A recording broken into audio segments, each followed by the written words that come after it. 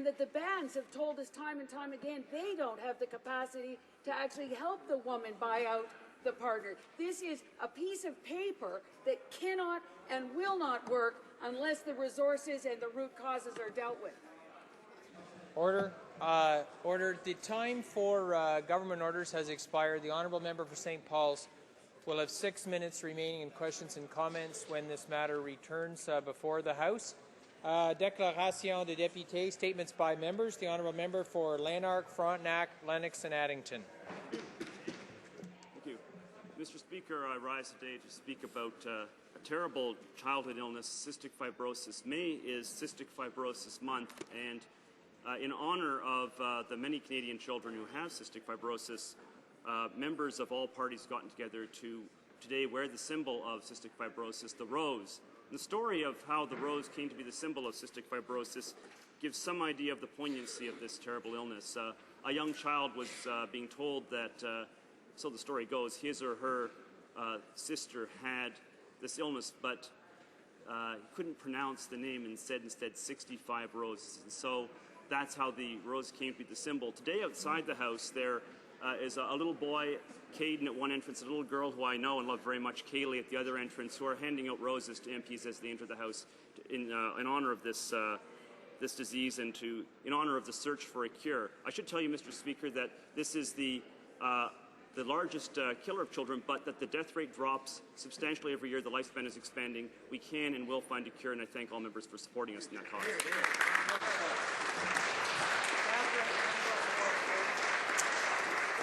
L'honorable député de Hull-Elmer.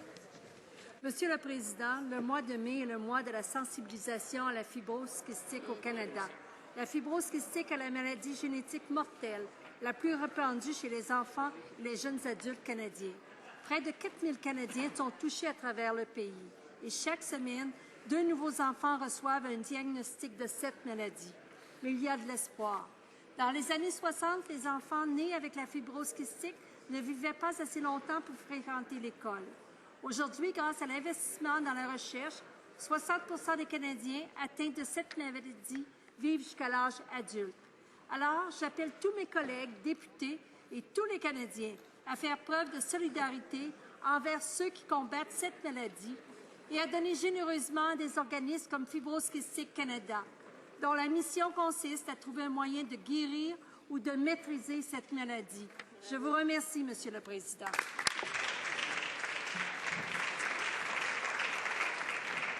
The honourable member for Mississauga East, Cooksville. Mr. Speaker, I rise in this House today to speak about 2 spectacular events Mississauga hosted last weekend.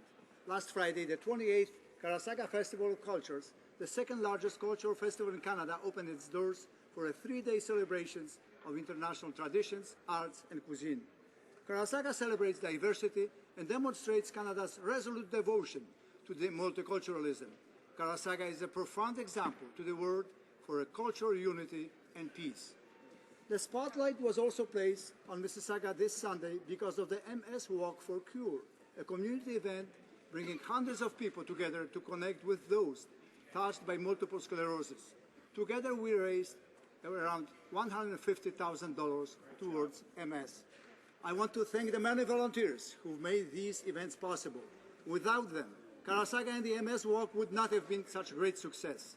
I ask everyone to join me in thanking volunteers across our country for their great work and dedication, making our communities and Canada a better place for all. Hear, hear.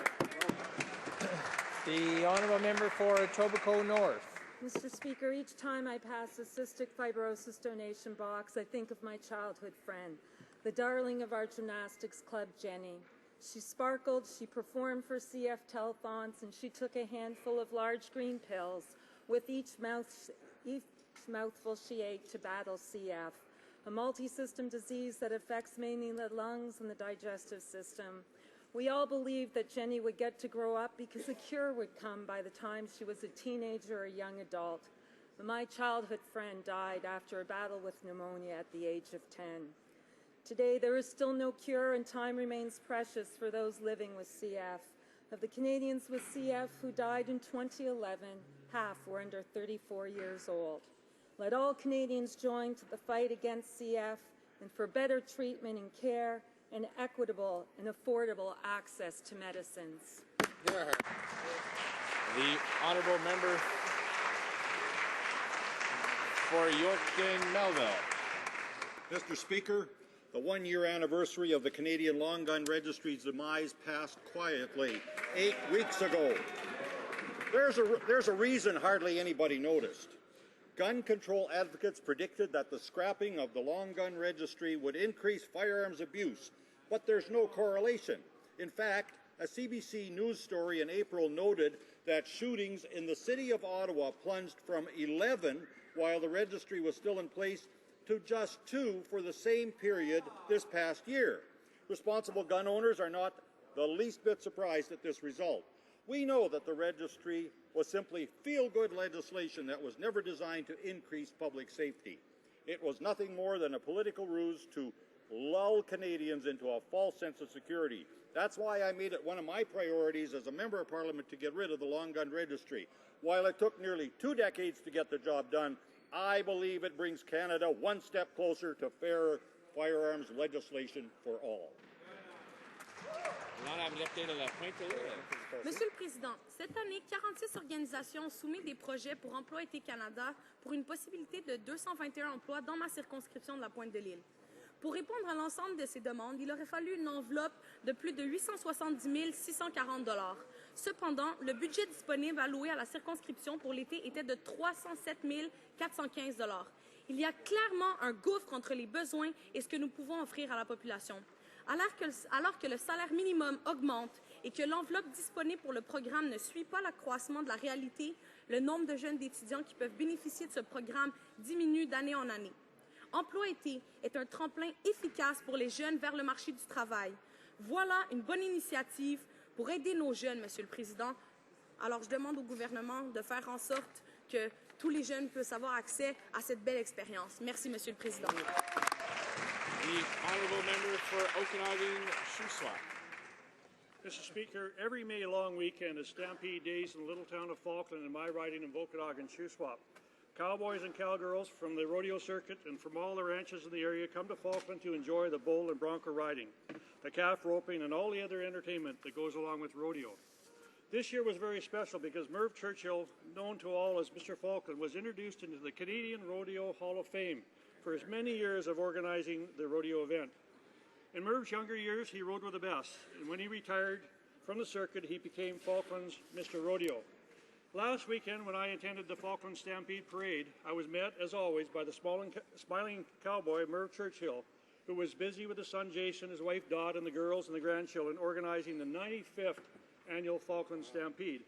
Merv, it was great to see you and your family recognized for all you do for the community and for the Falkland Stampede. And as the cowboy poet would say, it pretty near brought a tear to my eye to see you receive the award. Congratulations, Merv. The honourable member for Glengarry, Prescott Russell. Monsieur le Président, je suis honoré aujourd'hui de féliciter le groupe Convexe, un organisme de ma circonscription qui sert les personnes handicapées. Caroline Arcan et son équipe du groupe Convexe ne ménagent aucun effort pour créer d'importants emplois pour ceux qui ont des défis. Le groupe Convexe a mis sur pied 9 entreprises prospères qui offrent des précieuses occasions d'enrichir les employés ainsi que notre collectivité. Notre gouvernement appuie ces initiatives cruciales. J'ai visité ces entreprises et je me suis entretenu avec leurs employés. Ceux-ci devraient être fiers de l'excellent travail qu'ils accomplissent. De la gestion d'un centre de recyclage au travail du bois, le bon service d'un petit resto-café et d'un traiteur et d'autres encore. Ils démontrent tous des compétences et des aptitudes remarquables.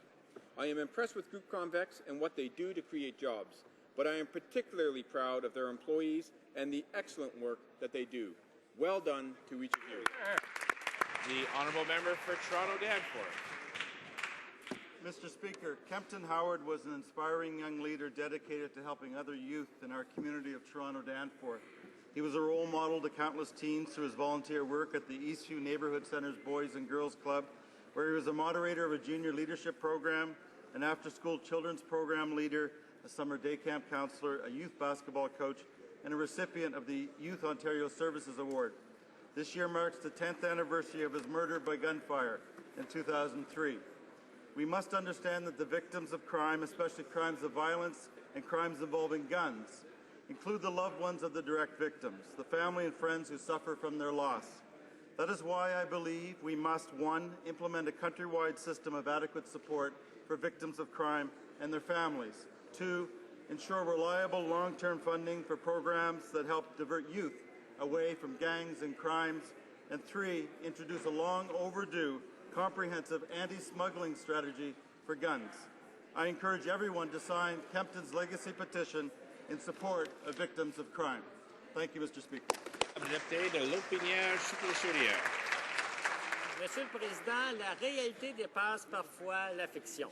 Nous apprenions la semaine dernière que le député de Jean Lebert et l'ancien porte-parole du NPD pour l'Agence de revenus Canada, le député de Brossard-la-Prairie, doivent des dizaines de milliers de dollars en impôts impayés à l'Agence du revenu du Québec. Les contribuables canadiens sont censés respecter les règles et payer leur juste part.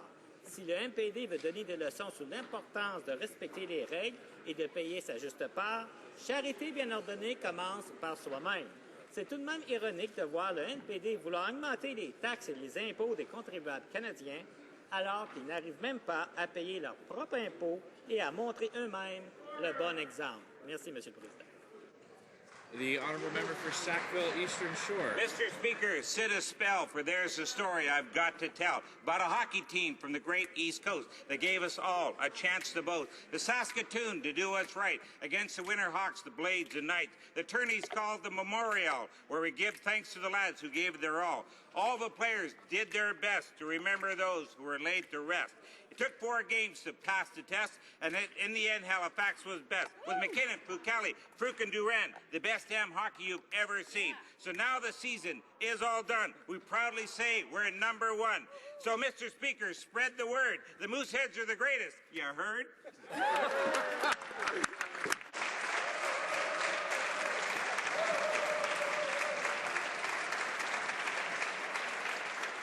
The honourable member for Oak Ridges Markham. Thank you, Mr. Speaker. Mr. Speaker, while our Conservative government and Canadians alike are focused on delivering meaningful reform to the Senate, including elections, term limits, and tough spending oversight, with his divisive comments this week, the Liberal leader again underscores his lack of judgment and experience. The Liberal leader has come out as the champion of the status quo, demanding that the Senate remain unelected and unaccountable because, in his words, it's an advantage to Quebec.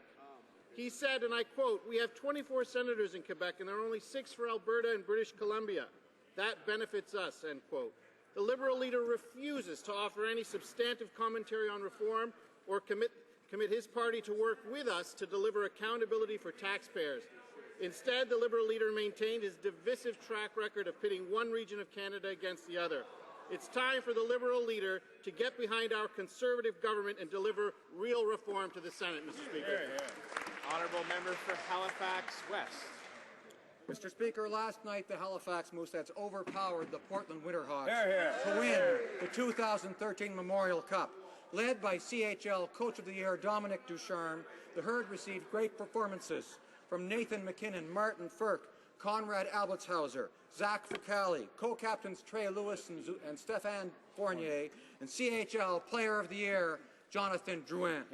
Nova Scotians were elated with the success of the Moose this season and will proudly welcome their team home today.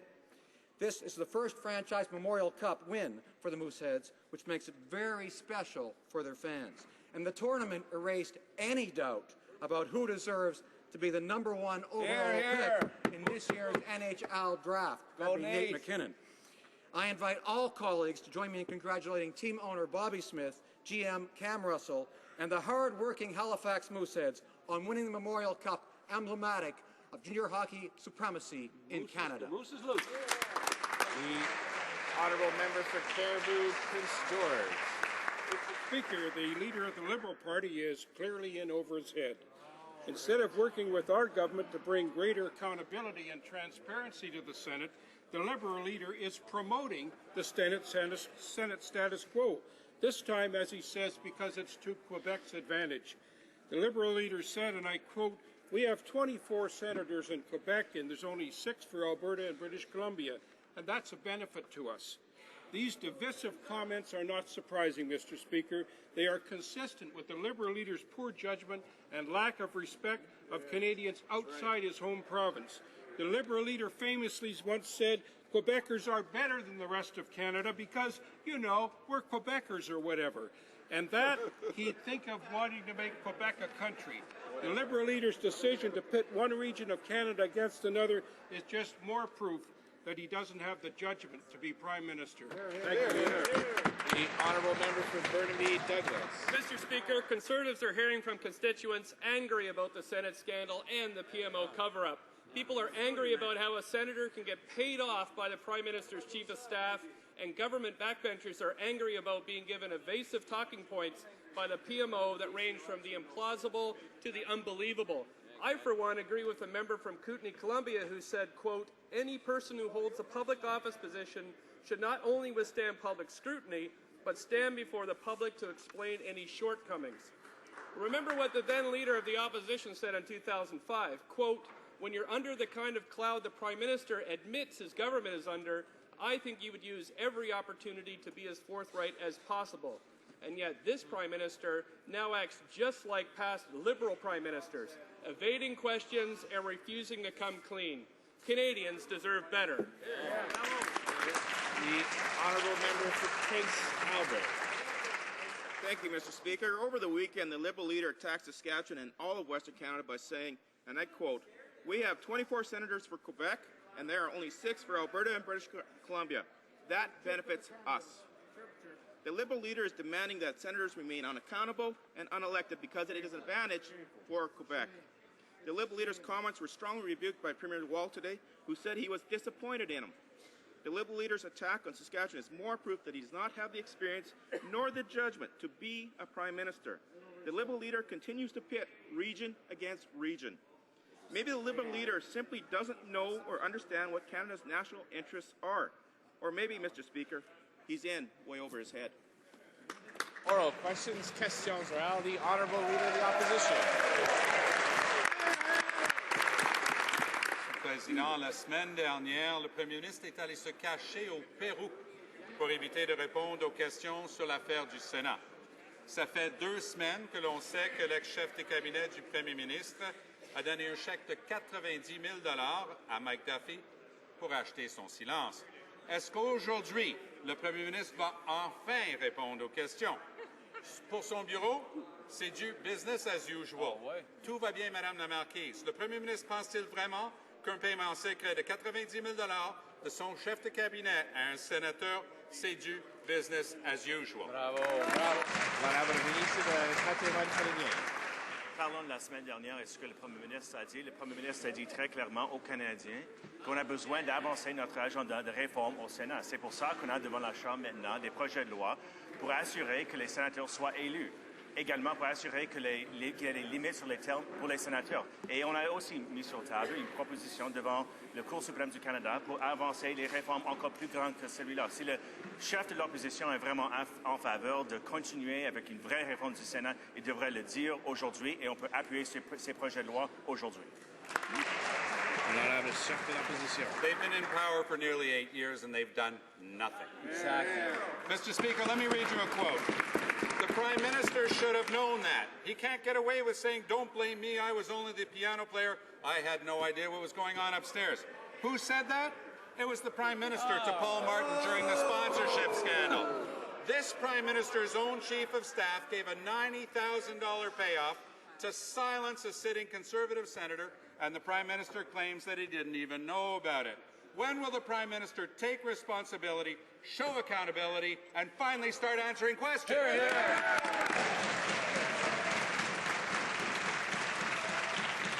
The Honourable Minister of Canadian Heritage. The Prime Minister is taking responsibility and showing accountability by moving forward with what we said we would do, which is reform the Senate. Order. Order. The Honourable Minister of Canadian Heritage has the floor. Order. The Honourable Minister. Moving forward with Senate reform is what Canadians want. It's what our government is doing. And if the Leader of the Opposition really believes in accountability, he would support those reforms of term limits and Senate elections. And if he really believes in accountability, maybe he'll tell this House how many more NDP MPs are not paying their taxes. The Honourable Leader of the Opposition. Conservative playbook. Order. Order. Order. The Honourable Leader of the Opposition now has the floor. There we go with the Conservative playbook. Plan A, hide out in South America. Plan B, blame the opposition. Why don't they try Plan C, start telling Canadians the truth?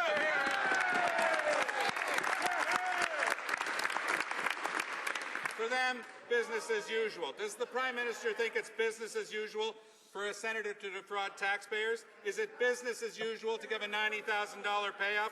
Dodging questions about political payoffs was shameful when Paul Martin did it. Why does the Prime Minister think it's just business as usual today?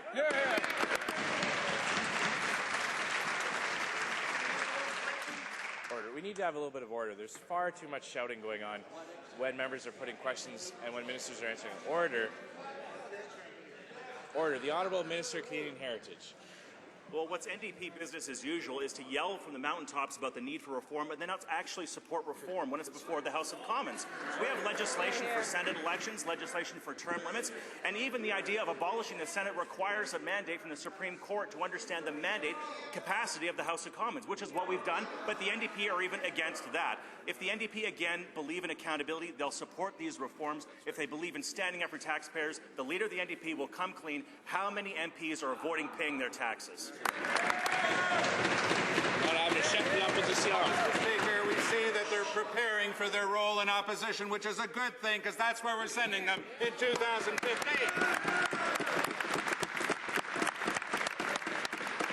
But until then, they're the government, unfortunately, and they have to answer the question. So here's another one. This weekend, we learned that for months, Canada's top intelligence agency, CSIS, watched convicted spy Jeffrey Delisle pass classified information to another power without ever informing the RCMP. The Mounties only learned about it from the FBI. That was a devastating leak, yet one key department didn't even know what the other was doing. Why did CSIS fail to inform the RCMP about Jeffrey Delisle? The Honourable Minister of Public Safety. We do not comment on operational matters of national security.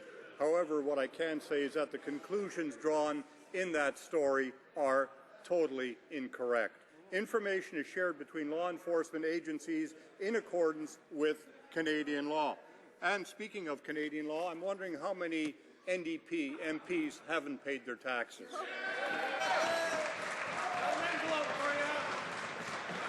Order. Order. The Honourable Leader of the Opposition. On va essayer d'avoir... Order. The Honourable Leader of the Opposition. Depuis 2 semaines, de l'autre côté, c'est toujours des enfiéritures et des tentatives d'esquiver. On va poser une question claire que même la ministre de la Sécurité publique risque de pouvoir comprendre tellement qu'elle est simple. La question n'était pas les conclusions d'eux, comme il vient de dire. La question était de savoir, est-ce que c'est vrai que c'est le FBI qui a informé la GRC et pas le Service canadien de renseignement de sécurité? Oui ou non? Fait une petite tentative de dire la vérité pour une fois. Bravo!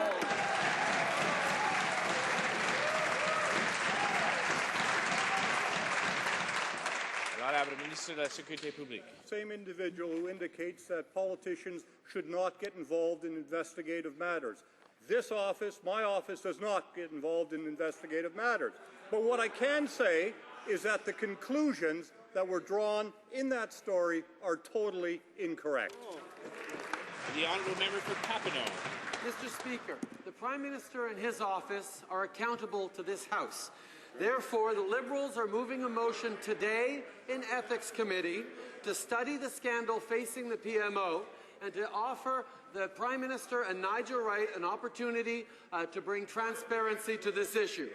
Will the government encourage Conservative members on this committee to stand up for accountability and support this motion? That's it. The Honourable Minister of Canadian Heritage. Mr. Speaker, of course, the Ethics Committee is looking into this, as is the Ethics Commissioner, as is the Senate Office of Ethics, and that's where these matters will be addressed. But to the Liberal leader, it's kind of interesting to see him stand in the House and pretend as though he actually cares about Senate reform, because he doesn't. He made so very clear on this weekend that he doesn't believe in Senate reform because, quotes, we have 24 senators in Quebec and there are only 6 for Alberta and British Columbia. That benefits us. It's an advantage for Quebec. All Canadians should be served by national institutions, and the Liberal leader should stop dividing Canadians again and again over these matters.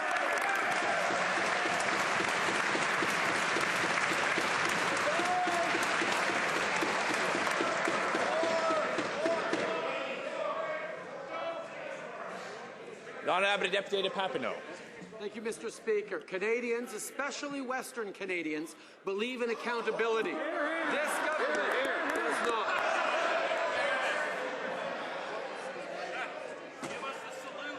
Order. Order. I'll ask once again for members to hold off. The member for Papineau is putting the question. I'd like to be able to hear it. The Honourable Member for Papineau. Western Canadians believe in accountability. This government does not. That is what's bothering Canadians and Western Canadians specifically.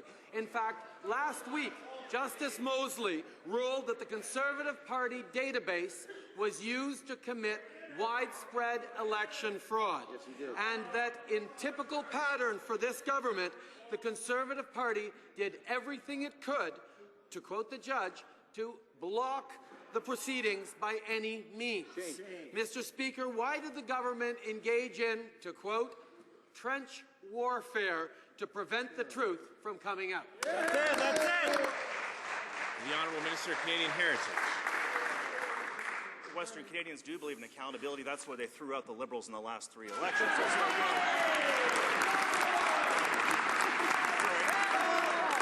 Sorry, it's a sad fact. Out of 36 seats in British Columbia, 2 Liberals. Out of all the seats in Alberta, 0. In Saskatchewan, 1. Manitoba, 1.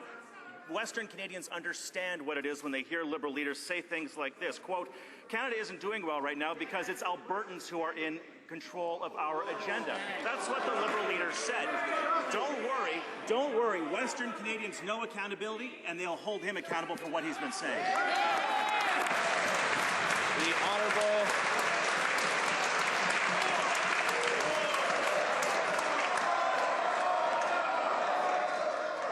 The Honourable Member for Papineau.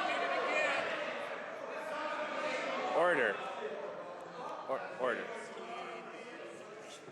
The Honourable Member for Papineau. Western Canadians thought they were electing a government to stand up for them. What they got instead was a government that would stand up only for themselves and for their friends. That's what's bothering Western Canadians, Mr. Speaker. La semaine dernière, nous avons constaté que le Premier ministre ne croit pas que c'est sa responsabilité de répondre aux actions posées au sein même de son bureau, y compris par son chef de cabinet. Où sont passées l'imputabilité et la transparence dont ils se sont tant vantés? Bravo!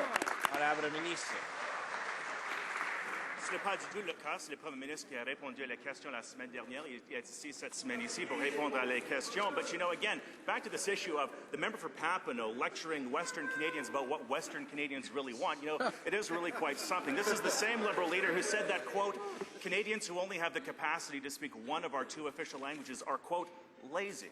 This is the words from the leader of the Liberal Party. Time and time again, he takes pot shots at the West and then comes to the House and pretends he's defending their interests. Western Canadians know better. That's why they voted time and time again to re-elect Conservatives and to make sure that we're in the government of this country.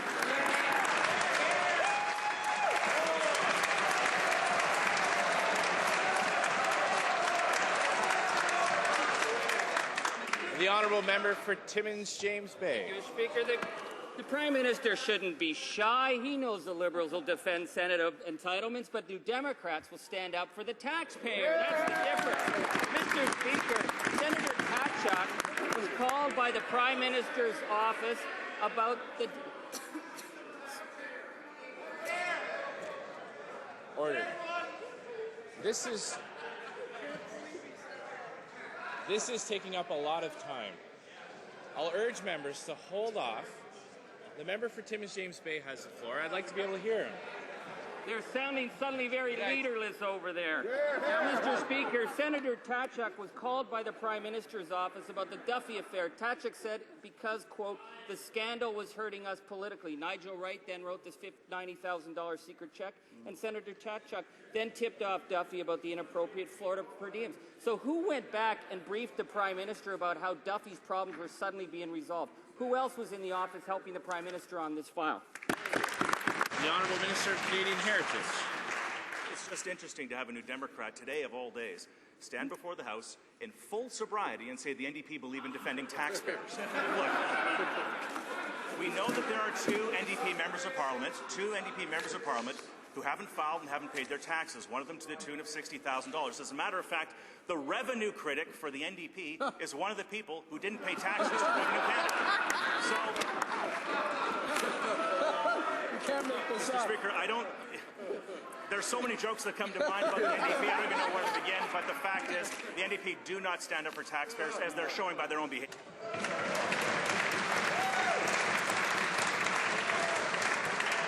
The Honourable Member for Timmins James Bay. Thank you. I'd like to thank the member. He's doing a great audition for leader, but I'd like to tell him to tell his peekaboo Prime Minister to stop hiding from Canadians. He needs to start showing some accountability. It was the Prime Minister's Chief of Staff who was involved in writing what may have been an illegal $90,000 check. And the Senate involved in the investigation tells us he was called by the Prime Minister's office and they changed the audit report. These aren't rogue operatives. This wasn't a one-man job. Who else in the Prime Minister's office was involved in trying to deal with the political fallout from the Senate scandal? Does he know that? He could be leader then. The Honourable Minister of Canadian Heritage. Nigel Wright made it clear in his statement to the public when he resigned as Chief of Staff that he acted alone. And if the member opposite doesn't believe in that, the Ethics Commissioner is examining this matter itself. But I think what's more important on the Senate is that this House moves forward with Senate reform, the two pieces of legislation we have before this House. If the NDP believe in reforming the Senate, let's do that. And if they believe in accountability, they will make sure that their NDP colleagues pay their taxes like all Canadians have to do.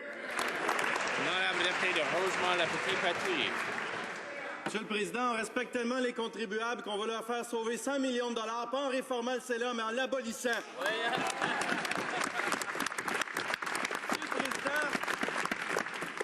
Voici une liste non exhaustive de députés conservateurs qui se sont dit déçus, déçus par le scandale des dépenses du Sénat. Le député de Dufferin-Caledon, la députée de Calgary Centre North, le député de Prince George Peace River, le député parlementaire adjoint et bien entendu le premier ministre.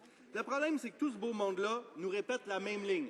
C'est-à-dire qu'ils n'ont pas vu l'entente entre Duffy et Wright et qu'ils ne sont pas au courant des détails du scandale. Alors, on voudrait savoir de quoi ils sont déçus exactement. L'Honorable Ministre des Patrimoines canadiens. Mais, Monsieur le Président, sur le sujet du Sénat, comme je viens de dire en anglais, ce que les Canadiens veulent vraiment, c'est qu'on avance notre agenda sur la réforme du Sénat. Si l'NPD est vraiment en faveur de cette idée, il devrait appuyer nos deux projets de loi qui sont sur table pour une vraie réforme du Sénat. C'est ça ce que les Canadiens veulent. Ils veulent l'imputabilité, ils veulent une réforme. On a un processus. Donnez-nous autres votre appui. L'honorable de Pierre Fondeleur. Oh, sorry, Rosemont Le Petit-Patry. Merci, Monsieur le Président. Encore une fois, on ne répond pas aux questions et c'est absolument fascinant, cette gang-là. C'est comme l'ancien maître Tremblay. Ils ne savent jamais rien. Duffy, Brazo, Wallin ont tous été nommés par ce premier ministre. Ses nominations, c'est sa responsabilité. Mais entre le moment où le vérificateur général a déposé son rapport en 2012 et le moment où le premier ministre a louangé le leadership de son ancien chef de cabinet, avant de le congédier, quelle directive exactement il a donnée à propos des dépenses de voyage et de résidence des sénateurs? On est curieux, on voudrait savoir. L'honorable ministre des Patrimoines canadiens. C'est M. Wright lui-même qui a dit dans son déclaration, dès qu'il s'est démissionné comme chef du cabinet du premier ministre, qui a dit lui-même qu'il a agi tout seulement. Si encore mon collègue, s'il veut vraiment y avoir de l'imputabilité et de responsabilité pour les contribuables, il devrait demander à son chef de démontrer du leadership lui-même et dire maintenant combien de députés de l'NPD sont en train de ne pas payer leurs taxes comme tout le reste du Canada devrait le faire. L'honorable de Pierre Fondeleur. Monsieur le Président, Je comprends le ministre d'essayer de changer de sujet. Ça doit pas être facile de faire face au scandale éthique de son propre parti, hein? Je voudrais pas être à sa place, mais il y a encore des questions sans réponse dans ce dossier-là, Monsieur le Président. Imaginez, non, pas de notes, pas de directive. Mais à quoi il sert le premier ministre s'il dirige rien dans son propre bureau? Monsieur le Président, les conservateurs nous disent qu'il n'existe pas de document légal concernant l'entente Duffy Wright. D'accord. Existe-t-il un document qui n'aurait pas de valeur légale concernant le paiement de 90 000 de Wright à Duffy?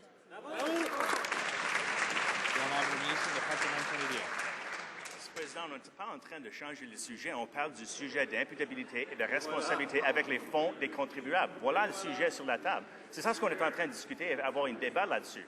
And on the issue of credibility, defending taxpayers and ensuring that taxpayers' interests are in the best interests of all Canadians, that's the subject before us. And on this subject matter, it's very clear that, again, the NDP are throwing rocks from a glass house on the issue of responsibility and taxpayers' money. Pay your taxes. Just remind the Honourable Minister to address his comments through the chair and not directly.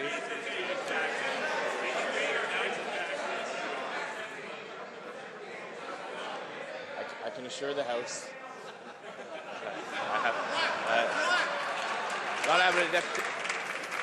L'honorable député de Pierre-Fondois.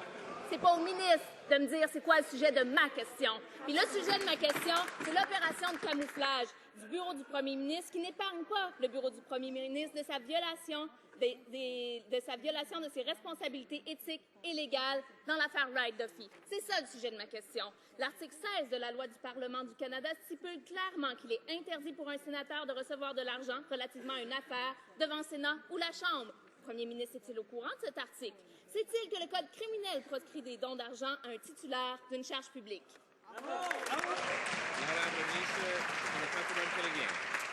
Comme mon collègue devrait y savoir, que le Premier ministre était rendu compte sur ce sujet après que c'était une nouvelle dans le journal. Et après ça, c'est le Premier ministre qui a demandé qu'on va dans la meilleure direction possible pour assurer que l'argent des contribuables soit respecté. Nigel Wright s'est démissionné. Il y a une enquête maintenant devant la commissaire des éthiques. Il y a une enquête devant le comité du Sénat. Et j'espère que mon collègue va bien respecter ces institutions et leur capacité de trouver la réponse à les questions d'enquête demande. L'honorable député de Gatineau. Il est à peu près impossible que la gestion du scandale du Sénat ait été l'affaire d'un seul homme. Le chef de cabinet relève du premier ministre et travaille en étroite collaboration avec le secrétaire principal. Le secrétaire principal de l'époque, qui est maintenant devenu chef de cabinet, est nul autre que Ray Novak, celui à qui le PM a confié de nombreux dossiers chauds, comme celui de Elena Gurgis. Est-ce que Ray Novak a été mis au courant des discussions entre Nigel Wright et Mike Duffy concernant le paiement de 90 000 $? Bravo.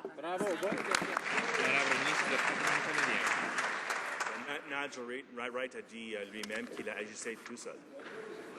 Honorable député de Gatineau. Well, Conservatives just don't seem to understand it is their leader's actions being called into question. The Prime Minister's action shows his inability to manage the PMO. His judgment is on trial, and Conservatives are losing their cases. My question is simple. Before promoting Ray Novak, did the Prime Minister ask if he was aware or involved with any aspects of the Wright-Duffy matter? Good question. The Honourable Minister of Canadian Heritage. As has been made clear in Nigel Wright's statement when he resigned as the Chief of Staff to the Prime Minister, he acted alone.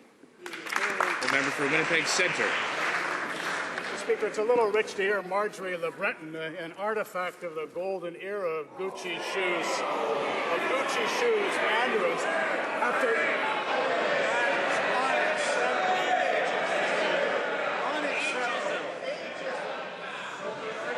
Order.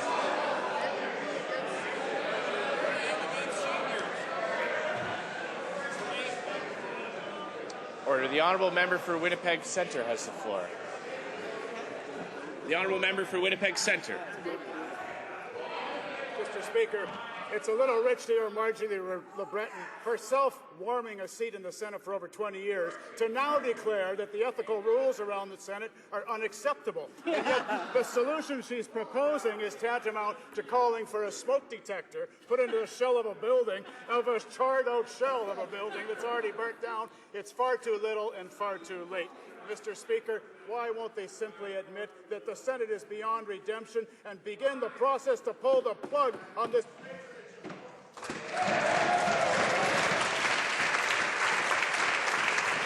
The Honourable Minister of Canadian Heritage.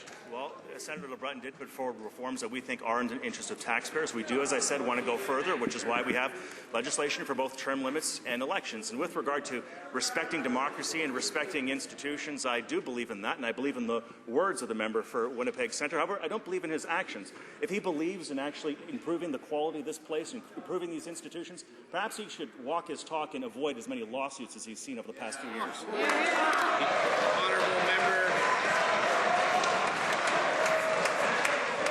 The Honourable Member for Toronto Centre. Thank you, Mr. Speaker. I'd like to ask the minister who's answering today, both Senator Stuart Olson and Senator Tkachuk were members of the committee that changed the wording of the report with respect to Senator Duffy.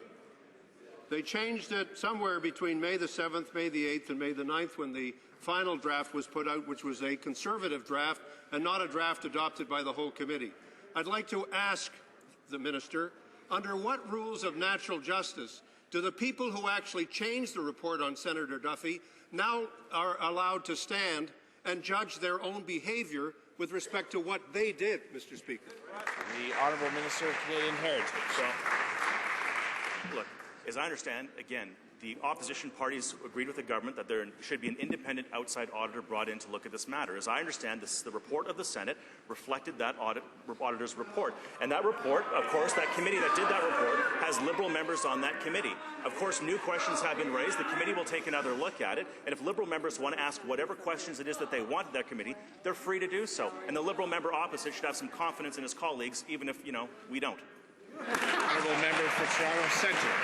Mr. Speaker, the minister just gave a profoundly incorrect answer. The report was drafted. The report was accepted in principle on May the 7th.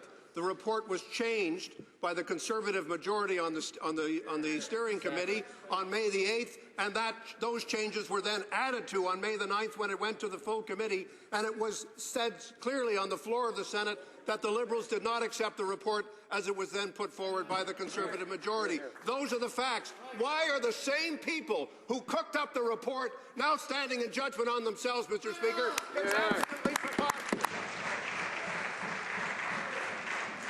The Honourable Minister of Canadian Heritage. Quite frankly, we don't agree. We don't agree that the Senate report doesn't reflect that auditor's findings. And as I said, the Senate committee will take another look at it. And if the member opposite doesn't like that, then, well, then he can look to the Ethics Commissioner, who's also examining this, as well as the Senate Ethics Office, who are looking at this matter to answer these questions. So I think that that's the action that Canadians are looking for, to get to the answers of the questions that have been raised. And we're showing the leadership that I think Canadians have come to expect. The Honourable Member for Toronto Centre. Est-ce que le commissaire sur l'éthique, Mme Dawson, est-ce qu'elle va avoir le pouvoir de faire une enquête sur la conduite du sénateur Tkachuk et du sénateur Stuart Olson et les commandes qui sont venues du bureau du Premier ministre? Est-ce que c'est ça le cas? Alors voilà, c'est ridicule. Vous avez un comité sur l'éthique qui est en train d'accepter une enquête qui vient de Mme Dawson. Ça n'a aucun sens. Quand on parle de la justice naturelle, Monsieur le Président, aucun sens du tout.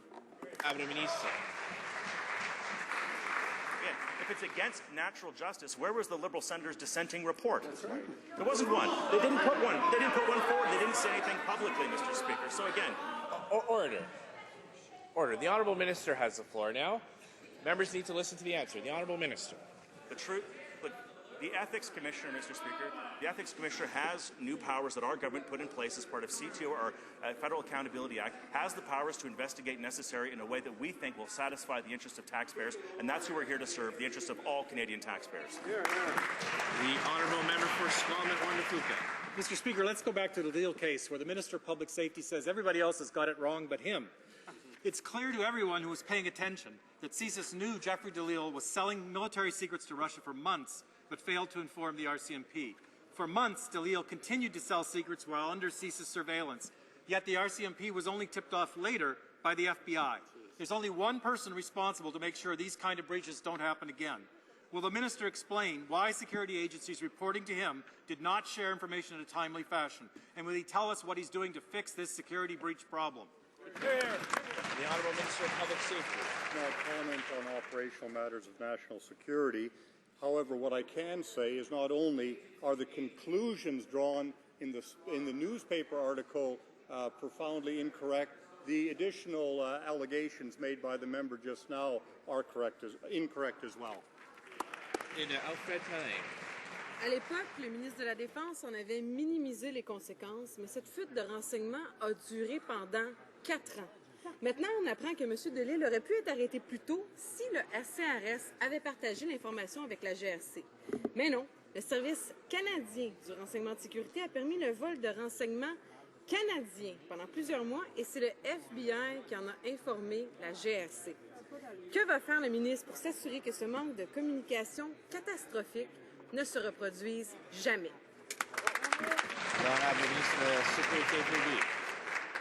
Well, thank you, Mr. Speaker. All I can say is that the conclusion drawn in the stories, the various conclusions that were drawn, are totally incorrect. Information is shared between law enforcement agencies in accordance with Canadian law. I don't involve myself in national matters or operational matters of national security. Louis-Saint-Laurent. Le jugement sur la fraude électorale de mai 2011, le juge Mosley a été très clair. Les conservateurs ont tout fait pour ralentir son enquête. Ils ont ralenti le processus puis multiplié les recours juridiques frivoles. Quand t'as rien à cacher, c'est pas le genre de choses que tu fais. En même temps, ils brettent pour déposer un projet de loi qui donnerait plus de pouvoir à Élections Canada, même si on promis de le faire en votant pour notre motion du NPD dans ce sens-là l'année passée. Retarder le dépôt du projet de loi ne fait qu'encourager la fraude. Quand est-ce qu'on va enfin réformer la loi électorale?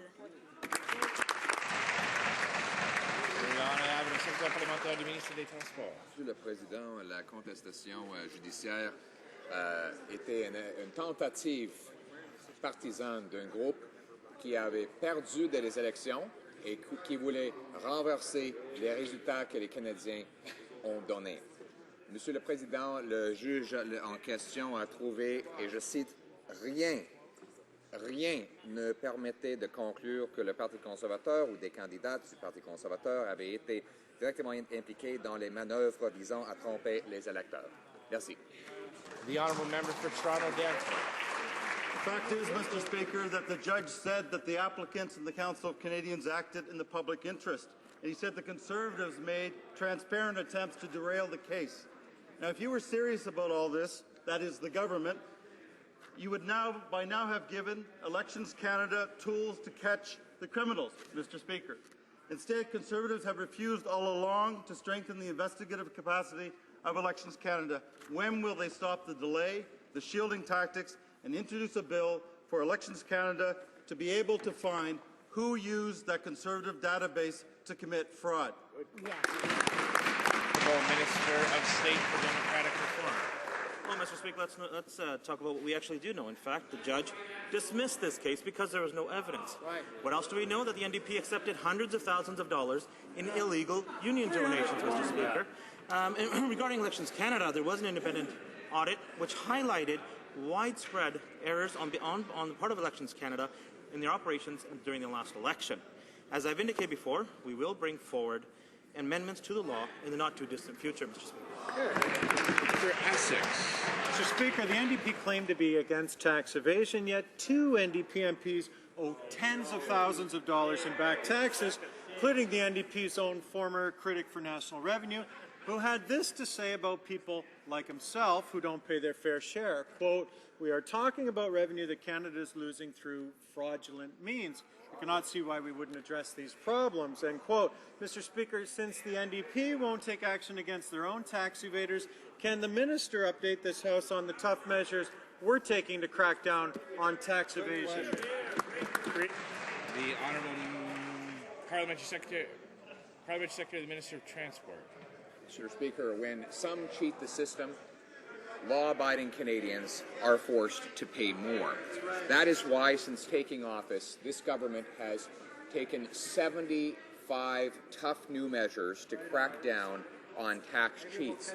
That has allowed for over 1,200 convictions of these tax cheats, allowing us to collect over $100 million in fines from them. Mr. Speaker, on this side of the House, we are cracking down on tax cheats so that law-abiding, hard-working Canadians can pay less. Monsieur le Président, plus de la moitié des personnes nommées au tribunal de la Sécurité sociale sont des candidats conservateurs défaits et des amis du parti. Aujourd'hui, les conservateurs ont refusé de débattre en comité la question des nominations partisanes. Moi qui pensais que les députés d'arrière-ban avaient à cœur la liberté d'expression. J'en comprends que c'est la liberté pour eux, pas pour les autres auxquels ils font référence.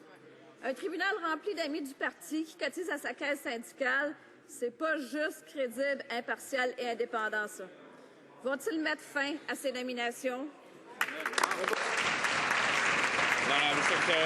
Du ministre des Ressources humaines. Monsieur le Président, notre gouvernement présidé aux nominations et cependant se le mérite. Les postes de tribunal de la sécurité sociale ont été largement annoncés. Les membres qui ont été nommés ont suivi un processus de sélection rigoureux fondé sur la compétence et ils doivent respecter ces critères précis en lien avec l'expérience et les compétences exigées pour exercer ces fonctions. The honourable member for Hamilton Mountain. I've said it before and I'll say it again. Who you know in the PMO is not merit. Despite clear rules that board chairs are not supposed to engage in political activities, it is reported that at least $37,000 were donated to the Conservative Party from members of the soon-to-be-defunct EI Board of Referees. Instead of punishing their appointees for breaking the rules, this government rewarded some of them with yet another plum patronage appointment to the Social Security Tribunal. When will the government do the right thing, instruct the Conservative Party to pay back the illegal donations and stop the gravy train? The Honourable Parliamentary Secretary. Mr. Speaker, as I just said, our government makes appointments based on merit. Positions for the Social Security Tribunal were advertised broadly. Members appointed went through a rigorous competency-based selection process where they had to meet specific experience and competency criteria which they require for their jobs. Thank you. The honourable member for Newton, North Delta. Defending patronage and appointing Conservative insiders is always wrong. Mr. Speaker, the Minister of Immigration went to California to unveil a billboard for more skilled workers to come to Canada. The unemployment rate for new immigrants with university degrees is more than double the rate for the general population. Why did the minister go all the way to California, waste tens of thousands on a self-promoting photo op, instead of helping highly skilled workers already here find jobs? The Honourable Minister of Citizenship and Immigration. Well, now we see the bizarreness of NDP immigration policy, Mr. Speaker. On the one hand, they tell us that we should massively increase immigration levels. They say from 250,000 to at least 340,000 a year.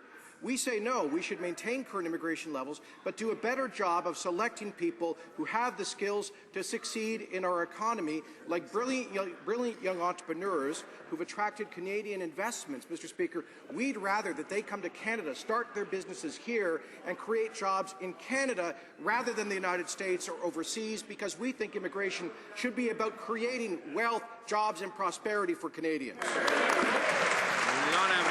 Monsieur le Président, nous ne sommes certainement pas ceux qui disent une chose et son contraire. Je peux comprendre qu'après avoir lu le nouveau site web de son collègue du patrimoine, le ministre de l'Immigration sente le besoin de faire lui aussi de l'autopromotion. Mais Monsieur le Président, ce n'est pas approprié de dépenser 16 000 $ de l'argent des contribuables pour se rendre en Californie afin de dévoiler un panneau publicitaire qui incite des travailleurs qualifiés à venir travailler au Canada. Pendant ce temps, le taux de chômage des nouveaux immigrants qualifiés est le double du reste de la population. comment le ministre peut-il justifier cette dépense? L'honorable ministre.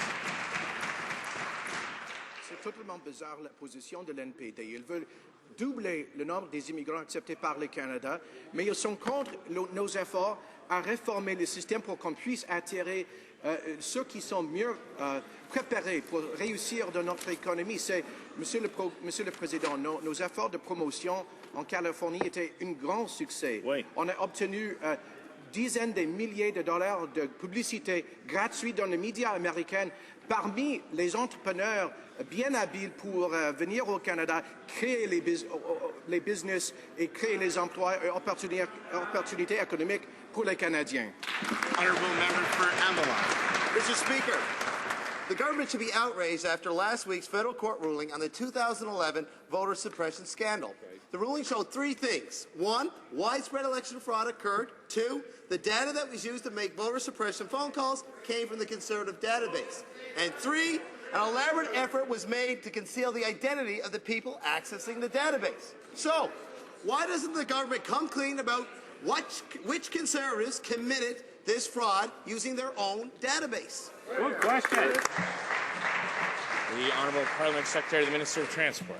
Mr. Speaker, what it actually showed is that this ultra-partisan court action was thrown out because there was a lack of evidence to overturn the democratically given results from the last election. But that member over there should perhaps answer where his leader failed to do so. His leader says he wants to keep the Senate just the way it is because he says, and he reasons, that the Senate gives advantage to one province over all of the others. I wonder if that member is prepared to stand up, defend and explain those divisive and hurtful comments where his leader was silent today. Honourable member for Vancouver Quadra. That was a classic non-answer, Mr. Speaker. Un juge a conclu que la base de données conservatrice fut utilisée pour contacter des non-conservateurs afin de les empêcher de voter. Ceci laisse donc deux options, soit que les conservateurs ont utilisé volontairement la base de données, ou bien elle fut piratée, ce qui implique que des données de millions de Canadiens sont entre les mains des criminels. Peu importe l'option, des lois ont été brisées et le gouvernement doit agir. Pourquoi l'inaction? L'honorable secrétaire parlementaire. Laissez-moi citer le juge, Monsieur le Président. Rien ne permettait de conclure que le Parti conservateur ou ses candidats avaient été directement impliqués dans les manœuvres visant à tromper les électeurs. That is a quote directly from the judgment. The case was thrown out. The previous member failed to answer the question. Perhaps this one will. Why is her leader becoming the #1 cheerleader of the existing status quo in the Senate? And why is he trying to divide Canadians against each other to do it?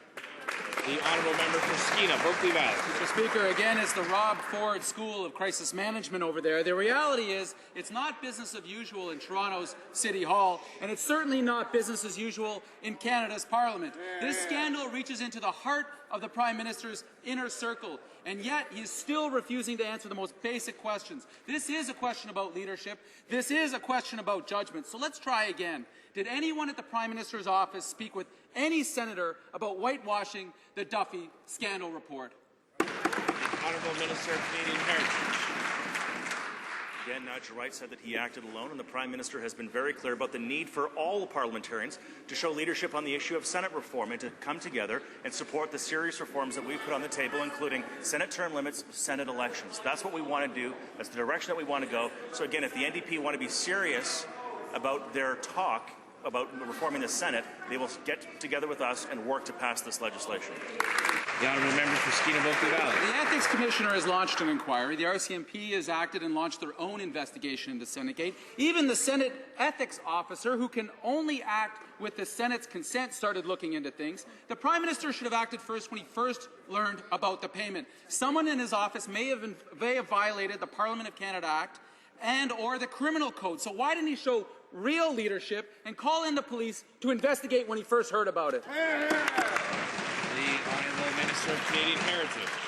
Well, again, he has shown real leadership both in the specifics of this matter and the broad issue of Senate reform itself. But again, not going to go ahead and take lessons from New Democrats when it comes to showing leadership and defending taxpayers when they've got members of their own party who refuse to pay taxes and are still sitting in their caucus. So again, a little bit of temperament to their rhetoric about this would be good because, again, the hypocrisy from New Democrats about pretending to stand up for taxpayers while ripping them off at the same time is a bit much.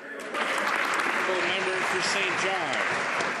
Mr. Speaker, our government's priority is creating jobs and economic growth. And we know that natural resources are a key sector of the Canadian economy, helping to employ 1.6 million people and accounts for almost 20% of Canada's economy. One project is particularly important to my constituents, the construction of a west-east pipeline.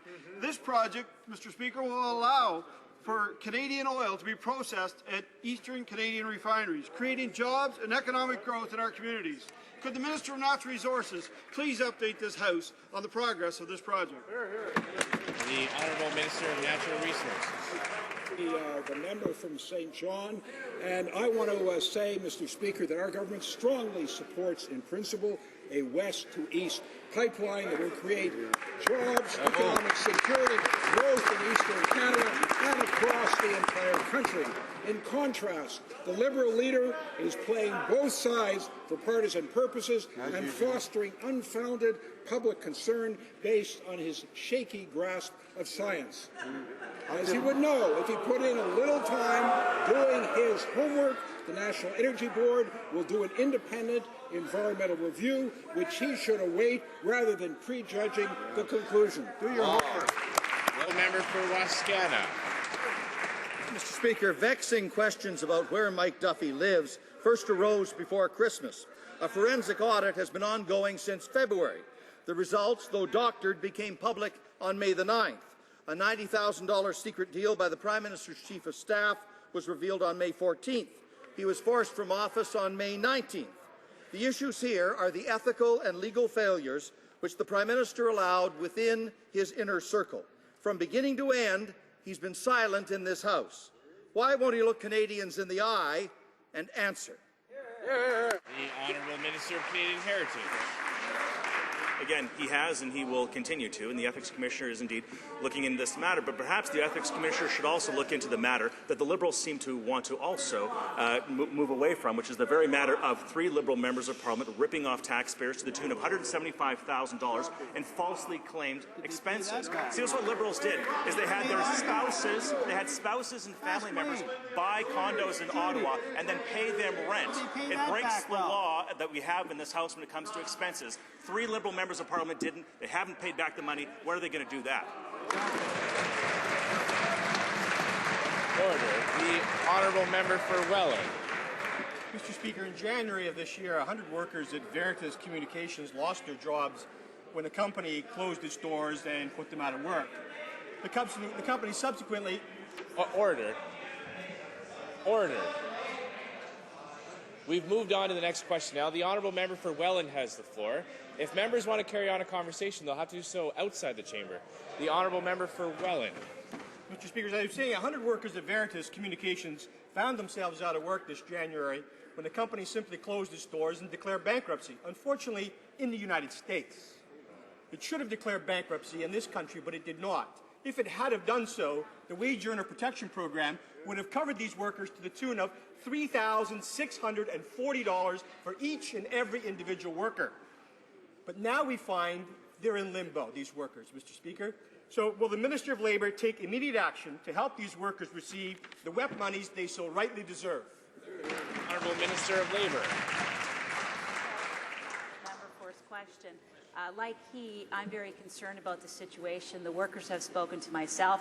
They've spoken to the Minister of Justice. I've spoken to the leaders of the Canadian Energy Paperworks Union and the Canadian Auto Workers Union as well. It's a matter we take very seriously. I've asked my Labour officials to look at this very closely. The Honourable Member for Burlington.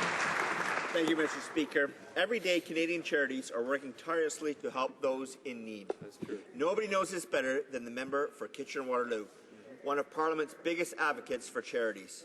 Indeed, that member initiated a landmark study by the Finance Committee to examine ways to provide even more support for charitable organizations. Could the Minister of State for Finance please update this House on the government's latest action to help Canadian charities? Minister of State for Finance. Thank you, Mr. Speaker, and I thank the member from Burlington for that question. Today, the Finance Minister, along with the member for Kitchener-Waterloo, helped launch the First-Time Donors Super Credit. It's designed to encourage more Canadians, and especially young Canadians, to give to charity. The Super Credit will increase the value of the federal charitable donations tax credit by 25% for donors who haven't contributed to this since 2007, Mr. Speaker. This new credit will have an immediate positive impact for charities all across this country. Thank you. Merci. Le tourisme international a encore augmenté de 4 en 2012. Pendant ce temps, le Canada glisse toujours du 7e au 18e rang des destinations internationales. L'industrie s'inquiète pour l'avenir. Le regroupement des événements majeurs internationaux a donc demandé au gouvernement fédéral de mettre en place des mesures structurantes pour stopper ce recul. Le remis demande un réinvestissement à la Commission canadienne du tourisme et la création d'un programme pour soutenir les événements majeurs internationaux. Le ministre du Tourisme va-t-il finalement travailler à des solutions pour un appui stable et durable à notre industrie touristique?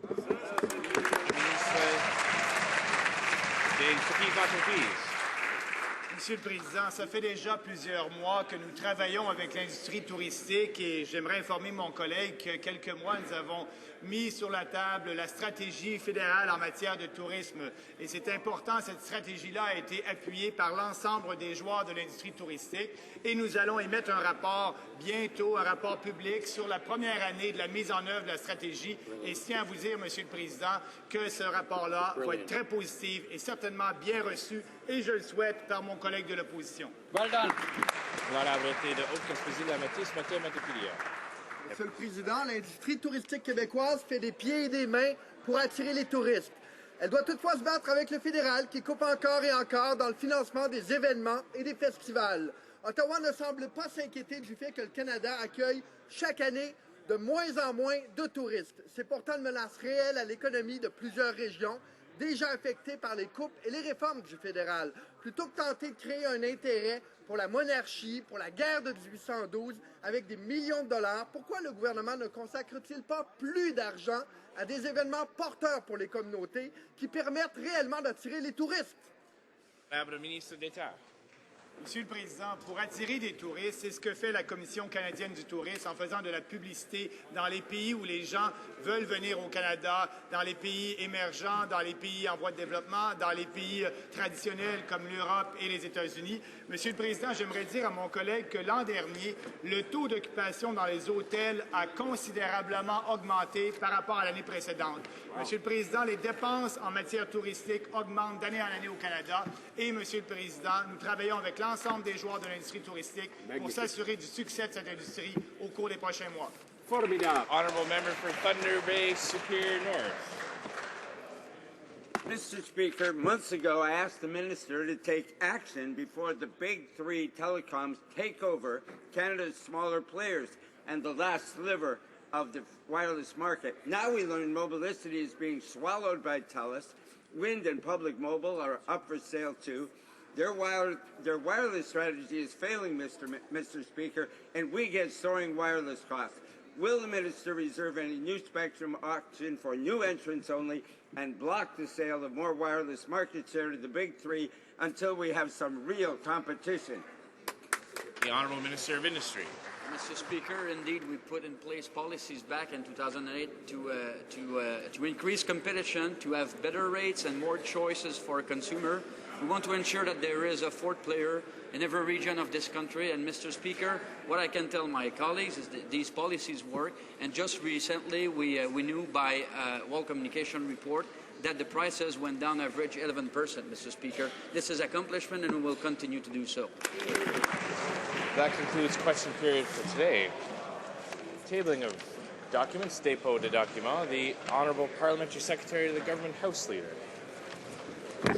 Thank you, Mr. Speaker. Mr. Speaker, pursuant to Standing Order 36.8, I have the honour to table in both official languages the government's responses to 18 petitions. Dépôt de projet de loi émanant du gouvernement. Statements by ministers. Reports from interparliamentary delegations. The Honourable Member for Hamilton Mountain. Thank you very much, Mr. Speaker. Pursuant to Standing Order 34.1, I have the honour to present to the House in both official languages the reports of the Canadian Group of the Interparliamentary Union respecting their participation at 1. The 126th IPU Assembly and related meetings in Kampala, Uganda, March 31st to April 5th, 2012. The meeting of the Steering Committee of the 12-Plus Group in Paris, France, on February 25th, 2013. The 57th session of the United Nations Commission on the Status of Women in New York City, March